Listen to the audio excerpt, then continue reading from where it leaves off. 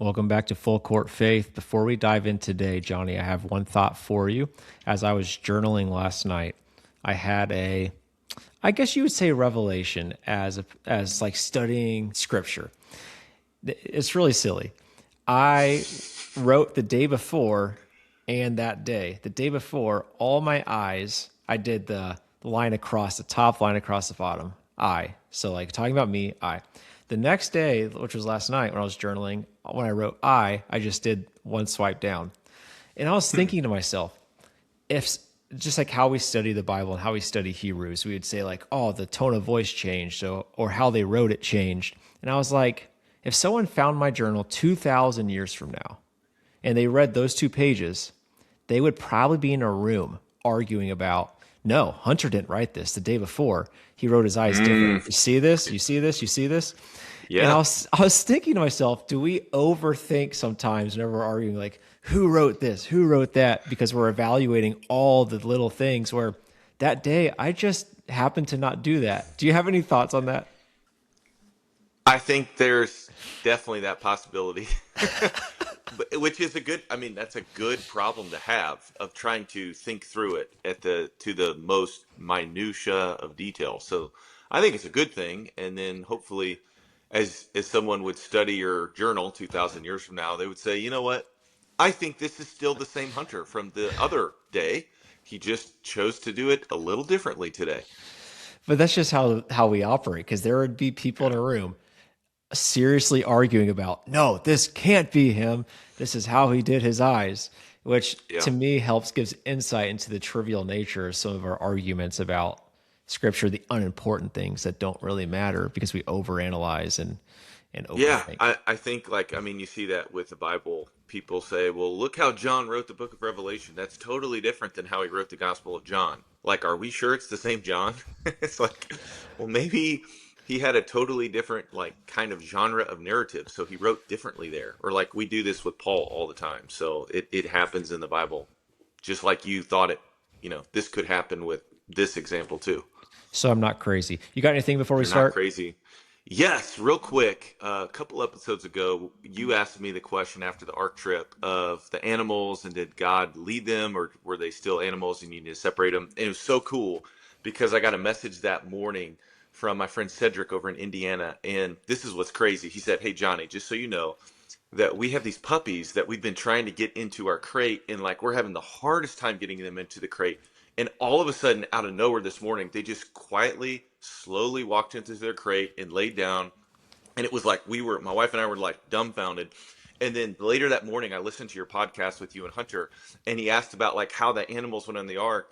So he said like definitively like I'm in the camp of like God calmed them down. And then what's cool is later that night he sent me another text. You haven't heard this one yet. Is he said, and oh, by the way, the rest of the day and night, like they have not gone back into their crate at all. So That's he's like, amazing. it for sure was like, I think God was trying to show me that picture in that one instance of like, I can do things in a supernatural way. So shout out to Cedric, godly brother in the Lord in Indiana. I just thought that was so cool and wanted to share with our people here. And I believe it. And I believe stuff like that in the small minutia of life. God says, I'm here. And I see what you're learning. I see what you're thinking about. Shout out Cedric. Way to be an awesome guy. I heard about you from Johnny, and keep doing your thing. Let's get to Sermon on the Mount, Salt and Light right now.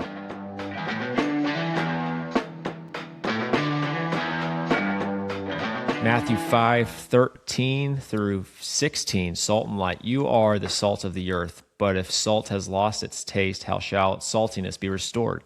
It is no longer good for anything except to be thrown out and trampled under people's feet.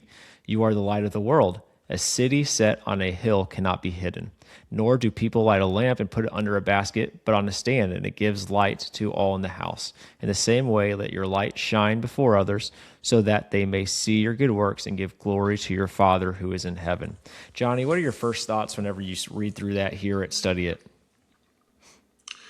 The two big words, salt and light. And like that's what we're supposed to be. We are supposed to be salt and light. And as we continue this conversation, the only way that that can happen is if God is living and active and working through us so that we can be that in the world around us. Yeah. What came to my mind was we heard John Maxwell at the Global Leadership Summit last year. And if you don't know, he is probably the number one Christian leadership expert living right now. I think that's pretty inarguable. Yeah, Now, I'd probably hear someone else's he's up case, but there. he's up there. Yeah. And so they honored him with this Lifetime Achievement Award. And every year when they do that, a room full of 1,500 people stand up and applaud, and they start tearing up because it's so special and it's a really big moment. And he gets this moment to speak. And the point of what he talked about was essentially Jesus gives us two commands to be two objects, salt and light. And both these objects, they change what they come into contact with for the better. So they're not a recommendation or a side quest. It's not a, hey, if you can, try to be salt of the earth. It is be salt and be light. And as believers, I do think it's very easy to go, that's just a recommendation. That's just something to try. But he says to be it. And I think too many times we substitute be with try to. Yeah. I think so many times in the Bible, the Lord is telling us who we are, our identity, and then he's telling us how we're supposed to live now. And the same thing Jesus is doing in the Sermon on the Mount. This is who you are.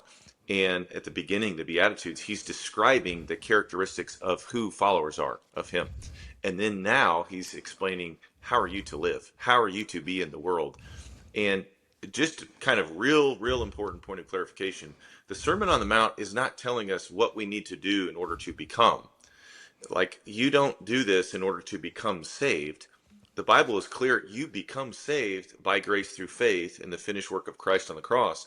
And because that's who you are, your identity, now this is how you are to live. And then the attitudes of the Beatitudes that we talked about, and that this is what it looks like to be a follower. You already are one, but then this is now what it looks like. And then specifically, you are salt, you are light. And let's break that down even further of what does that look like and how does that impact the world around us? Yeah, and let's break down what salt and light actually is. So I'm going to give my definition that I researched and thought of, and I want you to add to, correct, or expand on. All right. Okay. So salt is to preserve something from corruption to season its dullness, to freshen or sweeten something. So it makes something better. If you think about the food you put salt on, it makes it better, typically, unless you oversalt it. But that's not what this is. Light. Light is to illuminate darkness. So we have this dark world. A light is the same purpose as a light in your living room. When you turn it on, it's to illuminate the darkness and to show. So salt, it operates internally. It changes the chemical compound of something, the mass it comes to contact with. Light operates externally. It reveals things. So I think Jesus is hinting at here, change yourself, change the world internally, change the world externally, full court faith, be a part of it all. What would you add? I love that. That's so good. Well, I love how you broke those both down. I agree with that. And when we went to the Global Leadership Summit last year, John Maxwell, I'm a big alliteration guy because it helps me remember. And you tease me about like when I don't do alliteration, it's like, come on, It man. Like, really throws me off. but Last Sunday, you in your notes, you did not have alliteration, and it threw me off. sorry, but John Maxwell, who did have alliteration, who did it so I can remember, said salt makes things better, light makes things brighter. I was like, I can remember that, better and brighter. And salt, it does make things better. It makes things taste better. It also better preserves things that will spoil. And it also, I think, like I heard a preacher say, like you can lead a horse to water, but you can't make it drink. Well, you can lead somebody to Jesus. You can't force them to trust in him, but you can influence them by being salt in their life and make them thirstier so that they want a drink of Jesus. I was like, Mm. whoa, that's a cool illustration of like we should always be hoping to lead people to Jesus. And it's like, does our lifestyle? I think both of these have to do with our lifestyle. Salt and light, they're related. The effect is so that the spotlight is on Jesus. But it's like, does the way we live our life make people want Jesus more? Are they thirstier for Jesus more, or are they kind of repelled by Jesus? So like, if we're living like salt, the way that we are different from the world. And I think that's a big idea. And I want to pause for a second to give you a moment to like engage with this. But it's like salt has to be distinct, and it should make somebody look at Jesus differently. Well, I wanted to fire into give us practical examples. What does that look like? When I picture be light, it's easy. Just share Jesus with people. This little light of mine, I'm going to let it shine. You know, the lamp under the blanket.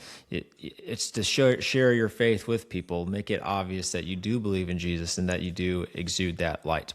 Salt's a little trickier to go, all right, give me a practical example. Yeah. So what would you say is a practical example of being salt of the earth? So I think the big idea with the salt that Jesus is talking about is if it loses its saltiness, it's not good anymore. Like it's not useful anymore. And so he's trying to say it needs to be distinct. And a big idea in the New Testament, in the Gospel of John, as we're going through on Sundays, Jesus says you are to be in the world, but not of the world. You are to be in there, but you're not to be characterized like everybody else in the world. And I think salt, we're to be in the world, salt, but we're not to lose our saltiness and be like of the world. So practically, what does that look like? I think it can play out in every facet of our life. So take, for example, it's natural for people to gossip. It's natural, like, I mean, we see it in every facet of life, in sports. We can complain about the coach. Oh, I don't like how the coach plays my son. I don't like how he's playing your son either. And then like that can fester. Or I don't like how the teacher did this. And I don't like how the teacher did that. I don't like how the administration is doing this. Or taken in church. Man, I don't like how the pastors did this. Or I don't like how this person led that Bible study. Or I don't like how this politician did this. I don't like how everything we do, like you can complain and grumble. We've seen that a lot in the Gospel of John. When we fall into that trap, we're living like everybody else. So when we're careful with our words and maybe we don't criticize the coach, the teacher, the pastor, the Bible study leader, the politician, doesn't mean we can't speak on our conviction, but we're really careful about not falling into that cesspool of negativity, of gossip, of talking bad about other people. I think in scripture, if somebody sinned against me, like what I should not do is go talk to somebody else about how they sinned against me. That's what the rest of the world does. But what salt does is when somebody sins me, I go talk to them in private and I say, "Hey brother, like this is something that has been bothering me. I just want to tell you like what happened." And talk to that person. We don't include somebody else. So that would be a way of like being salt. But whenever you have juicy gossip, people really want to hear from you and you have people's attention. And all of a sudden, you're the one to listen to. Whenever you have something scandalous to say, it's fun. It gets you attention. So why would I not do that? I think that's honestly the attitude. Well, so Yeah. like if I'm in a group of people and I say, let's talk about the Spurs and Timberwolves game from last night. There might be some people interested. There might not be. If I'm in a group of people and I say, guys, did you hear what Johnny did last week? Now everyone is locked in. Now everyone Yeah. wants to hear. And I think that like the way we speak has been made and it has been distorted by Satan to make the bad seem so good and feel so validated. And the number one way to feel validated is to bring other people down. So a way to stand out in this life and in this walk is to build people up. In my sinful nature, I have a hard time. I'd rather be indifferent. I would rather live my life as you either did good or bad. Let's just keep it moving. I don't necessarily need to tear people down, but I also don't exude a whole lot of energy texting people or telling people like you do a fantastic job of being positive, like way to go, man, really good job, or I'm proud of you, or this or that. And for me, I'm just like, can I not just like feel it? Can I not just Yeah. have that be assumed? But that's part of what we talked about last week in peacemaking versus peacekeeping, where these hard things are hard for a reason. They take a lot of energy and time. And I think it's the easiest way out to just not. So I think it's really easy for us to have a light, but like it said, to put it under a blanket, to have a light and to not share it with people because they might say something about it. So I guess what I'm rambling on is I see you and I understand you if you're listening. You're like, but it's like really hard. It is. It's hard for me. I'm sure it's hard for you. It's hard for Yeah. everyone. So that's not the point. Oh, well, like there's a saying, the Christian life is really hard. And then someone says, no, it's not really hard. It's impossible. It is impossible in our own strength. And that is a misunderstood teaching in the New Testament, is like we're not called to live the Christian life in our own strength. We're called to allow Jesus and to work with him to live his life through us. And that's you say, well, that sounds like kind of like new agey, mystical, and it's basically a decision every day. Lord, live through me, shine through me, help me. I can't do this in my own strength. I need you to help me. And I think like when I think of salt and light, and you're talking about like how do we influence the world to make it better and brighter, I think like one of the biggest things that we can be salt in is the words that we don't say. Like the James talks about like the tongue.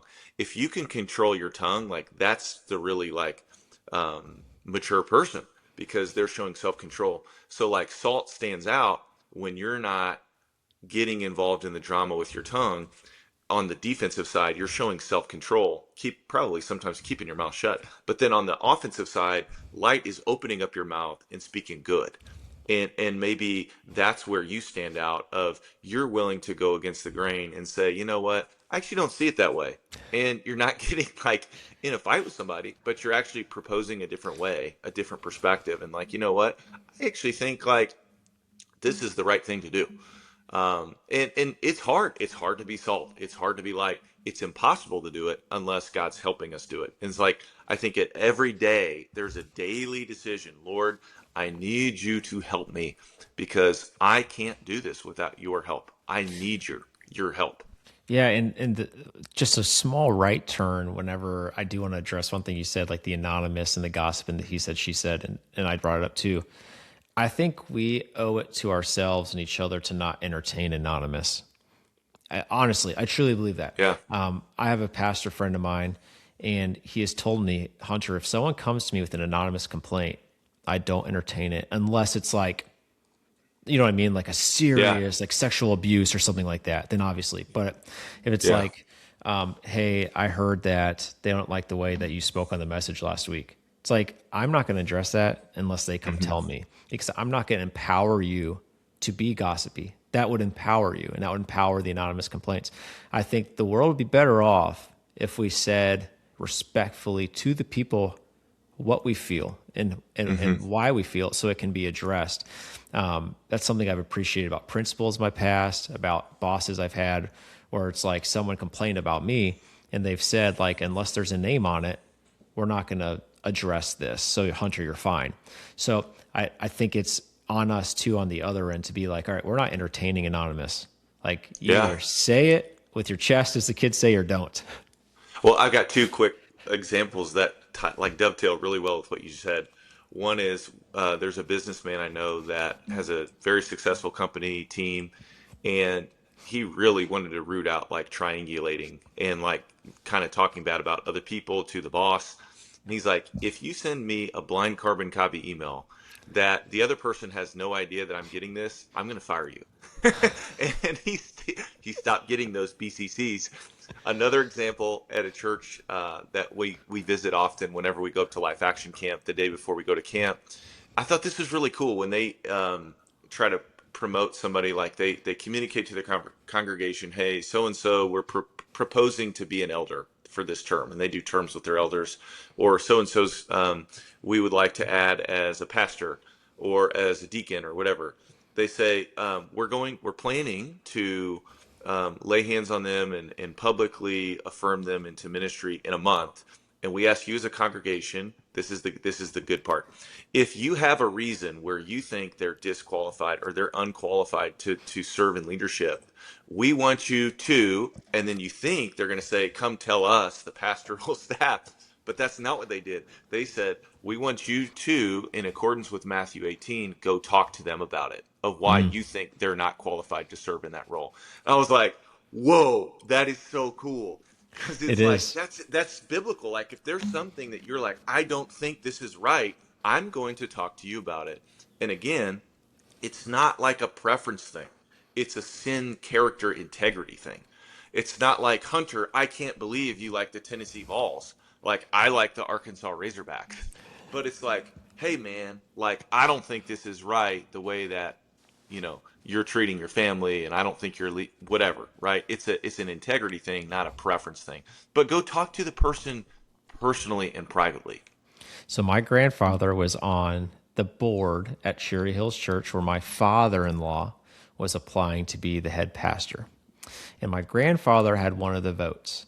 Jeff obviously became the pastor. And one of the funniest stories about Natalie and I's marriage is my grandfather was one of the few no's. And he wrote Jeff a long letter saying, why? And Jeff told me, he said, Hunter, what I've always appreciated about your grandfather is he's the only person that said no that signed his name. He's the only one. So Respect what? right there. So whether I disagree or not, I can at least respect that he signed his name and he made Yeah. it. He made it so I could address it and I could talk to him about it. Everyone else, I couldn't. There's nothing to say. I don't know who to say it to. So I just think that's a really touching story.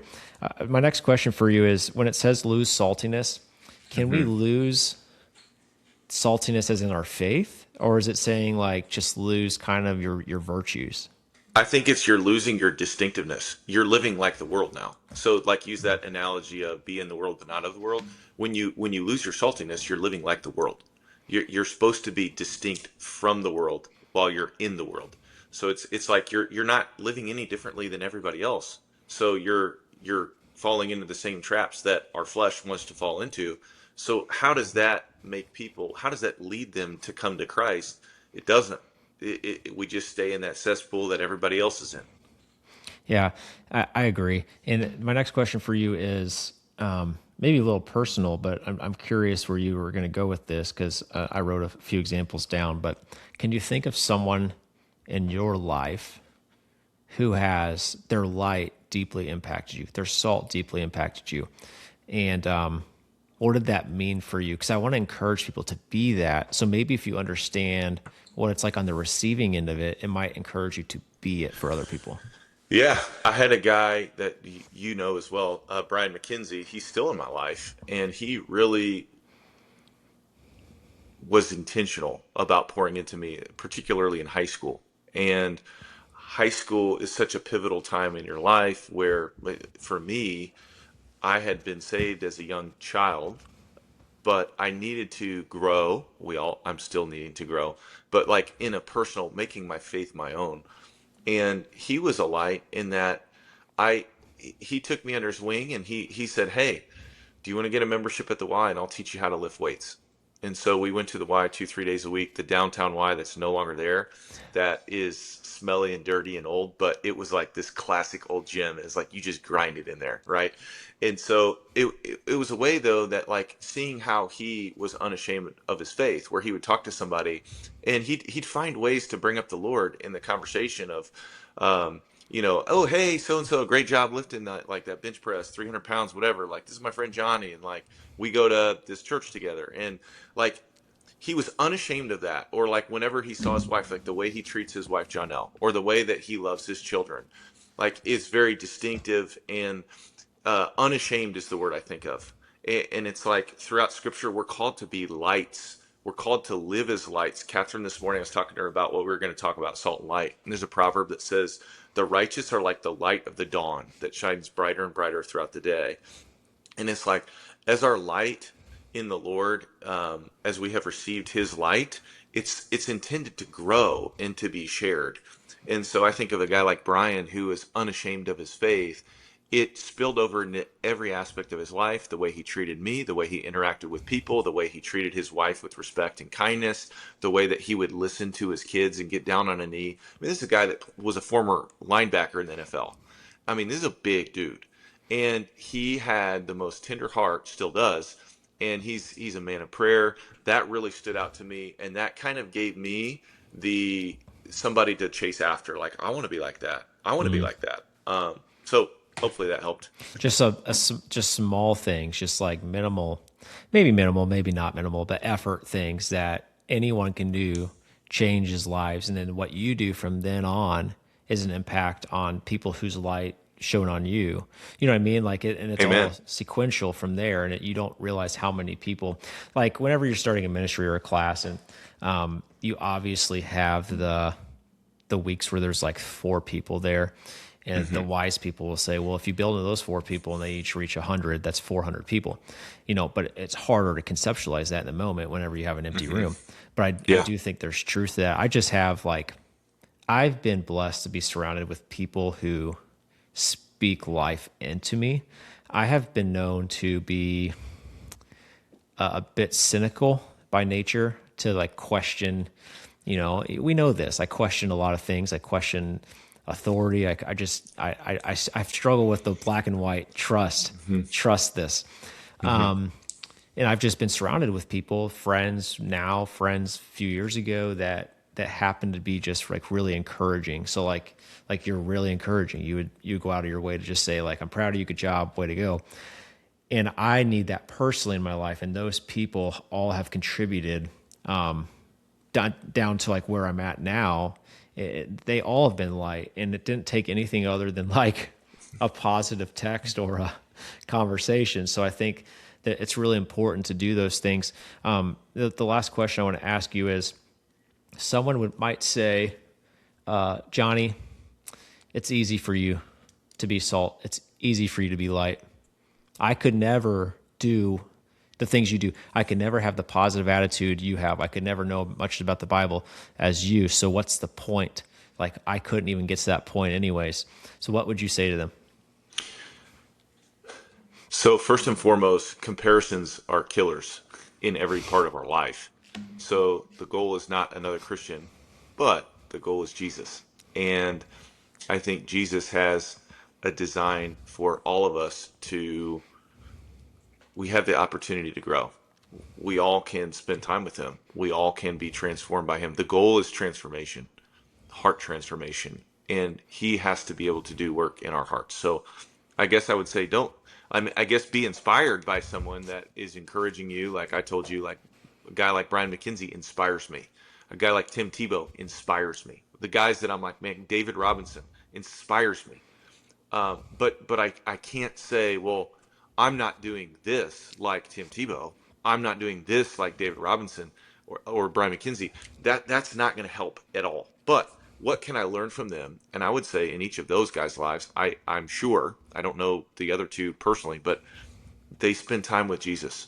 And when you spend time with him, it's kind of think when Moses went up on the mountain, or when Moses spent time with the Lord in the tent of meeting. When he came out, his face was glowing. There was an effect, and it kind of diminished over time. And it was every time he went back in, it was he was getting recharged again. And I think about, how can we be salt and light? By daily getting recharged and spending time with the Lord. And the focus is on being with him and not worrying about, am I as bright as so-and-so? Am I shining like so-and-so? That's not the goal. The goal is, am I allowing the light of Jesus to recharge me and then to flow out of me? This song is very simple. This light of mine, let it shine. Not this somewhat dim light, not this light that's dimmer than his light, not this light that's different than their light. It is your light, let it shine. Your light, let it shine. And your light is not someone else's light. That's going to look different to every single person out there. So I do struggle with comparison. I'm human, just like everyone else. We all do, and it's not good. It's not good. It's not. It helps nobody whenever you really line up and compare. So this was really good. Anything we missed from Salt and Light? Well, last thing, where it talks about, let your light shine before men in such a way that they may glorify your Father who's in heaven. And so the end goal is that God gets the clout, God gets the glory, God gets the credit. It's not, hey, look at how bright I am shining for Jesus. I'm awesome, aren't I? But hey, look at what God's done in our lives, in involving people, and our God is good. So I think being intentional about trying to shift the direction and the focus. We talk about make Jesus the leading character of our story, make Jesus the leading character of Sunday morning. I think the end goal is he gets the credit because he's the one who did all the work anyways, right? Right. Natalie just walked in. Natalie, do you have any thoughts on Salt and Light? She's staring at me like I'm crazy. You got any deep thoughts? She says no. Next week, we're going to do the next section on Christ came to fulfill the law. And it's going to be a lot of me just asking you to explain what the law has to do with our faith and if it saves us. I think it's a very hot button topic according to different faith doctrines. So I'm excited to dive into that with you. We'll see you guys next week.